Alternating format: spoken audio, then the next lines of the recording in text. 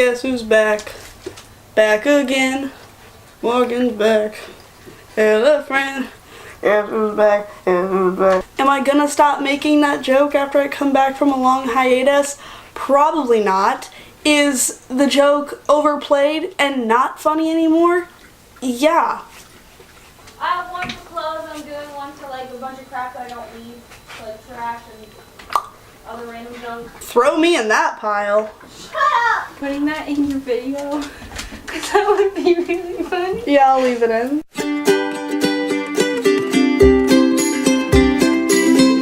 Hi, hey, I'm Morgan, and today I'm going to be going over my May and June wrap up and going over all the books that I read in those times. First off, I feel like I should say, sorry that I was gone for a month. Your girl was sick and not feeling it. In the month of May, I read a total of 5 books, which amounted to be 1,705 pages. All of them were a hodgepodge of different ratings, but it amounted to a 4.3 average rating, so at least I enjoyed everything. All but one of the books I owned. One was borrowed from the library, and all but one were physical books, where one was an audiobook. So there's my stats for the month. And in the month of June, I read fucking nothing. I just was in a slump. I didn't finish any books, and in typical MorgyyReads fashion, I'm going to be doing mini reviews of each of these books and kind of talking about how I felt about them, and I'm going to be going from my lowest rated book to my highest. So the first book, I'm going to be talking about the lowest rated book. It was unfortunately the Hot Mess Book Club Book of the Month for May, and that was Leah on the Offbeat by Becky Albertalli. We did the live show for this at the end of May, so if you didn't get to watch that and you want to see all of our feelings about it,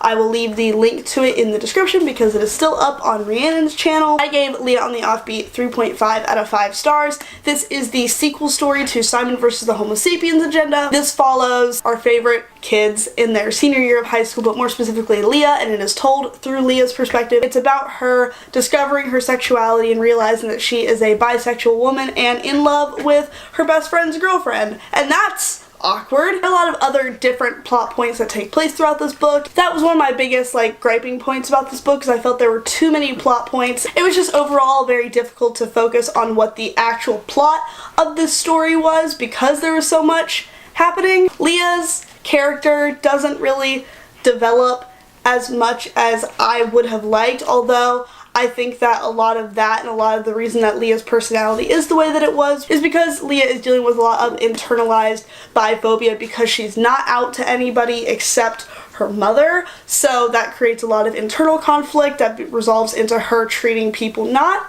super great, which doesn't excuse her behavior. I didn't hate this book. There were just a lot of tiny things. That one scene that went around on Twitter was very problematic and invalidates someone else's experience with their sexuality, which I was uncomfortable with. There is a scene in this book where Leah kind of invalidates the sexuality of another girl who identifies as bi, and it's just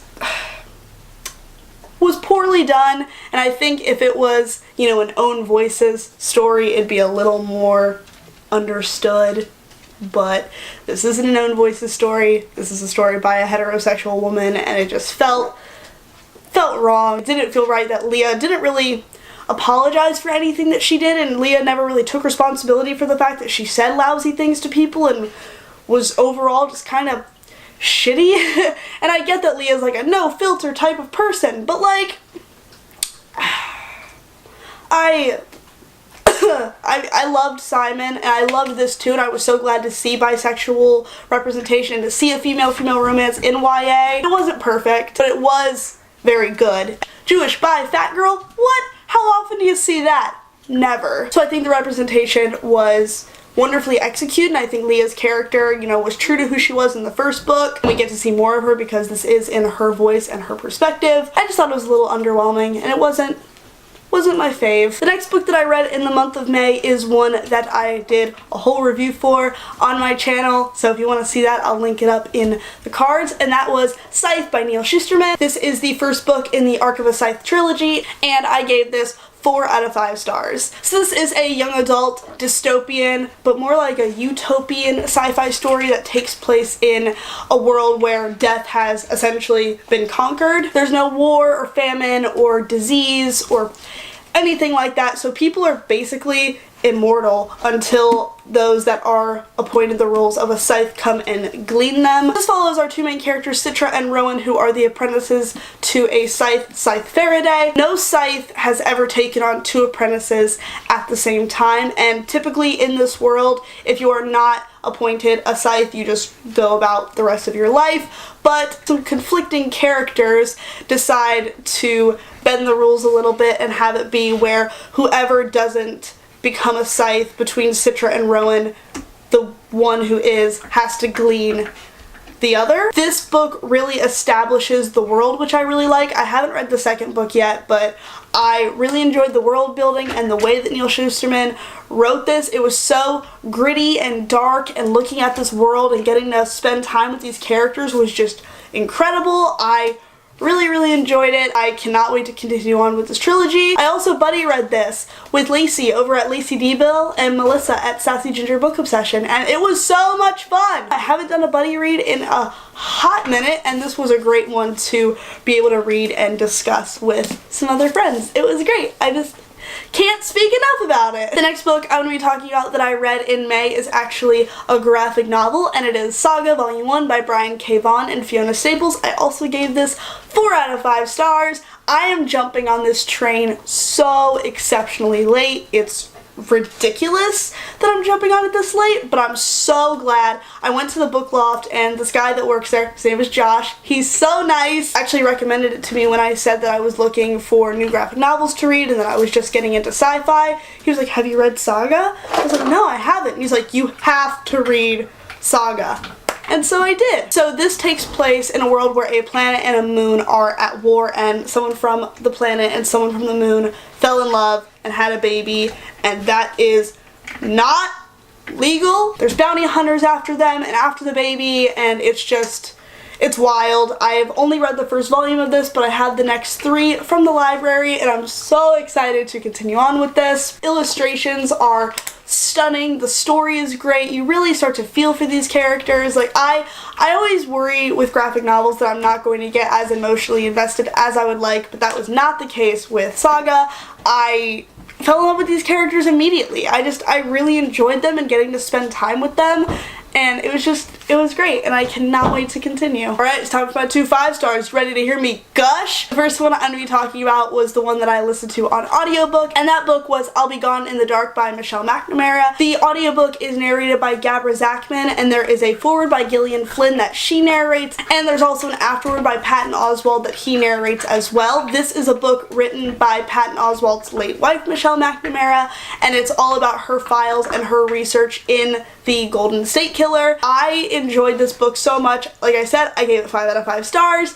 I just think it was so engrossing, and it's the best nonfiction thing that I've read in a substantial amount of time. I think that it was like the perfect amount of intriguing and informative, and it was so great. I have such an interest in learning more about serial killers, as awful as that sounds. It's a psychology major thing, I promise, it's fine. But I will say that if you are interested in looking into this book does go deeply into detail about a string of rapes and sexual assaults that took place, because before he was the Golden State Killer, they thought he was just an East Area rapist. If that's something that you are sensitive to hearing about or reading about, I would definitely be careful going into this book. I just don't want anyone to go into something not knowing the full subject matter.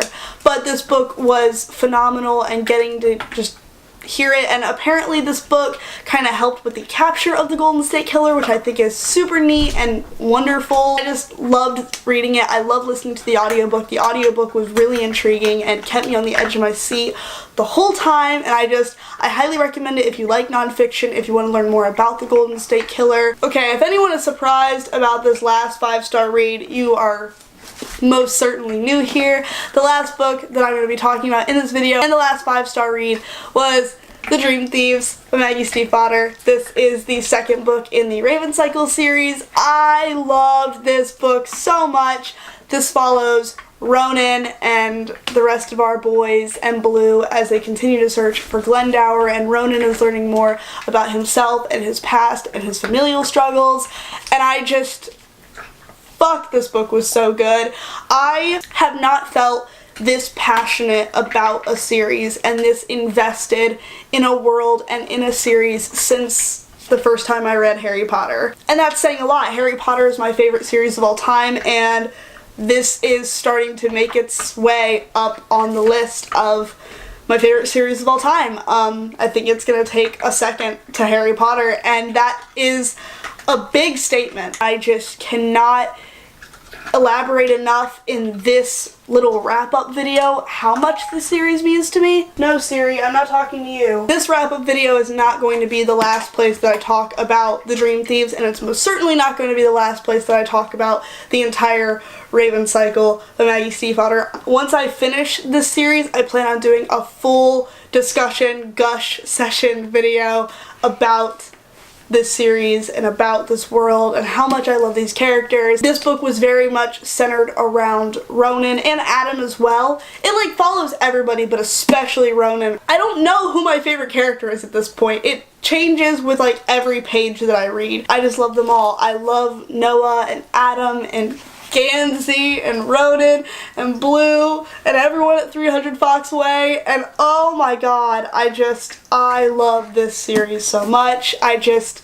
cannot gush enough about it. I just love it. I love it so very much. I love the Raven cycle. I know it's not everybody's thing, but it's definitely my thing, so yeah. But you guys, there you have it. That was my long time coming May wrap up, and like I said, I didn't read anything in the month of June. I'm so glad to be back. I have missed making videos so much. I just like needed that hiatus to really just kind of like collect myself and not feel super burnout, and I think it was so needed because now I'm here and I just have so many great ideas for videos, and I could not be more thrilled to share them with you and to discuss with you guys and just talk with you about books. I'm just so excited. If you like this video, you're more than welcome to leave it a thumbs up if you feel so inclined. I would love if you left me some comments though and told me what you've read in the months of May and June, what your favorite books were, what your least favorite books were, and if you haven't already and want to see more of my content and more of my mug,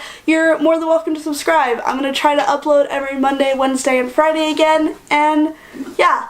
Like I said, my name is Morgan. I hope you all have a wonderful rest of your day and happy reading. Okay, bye!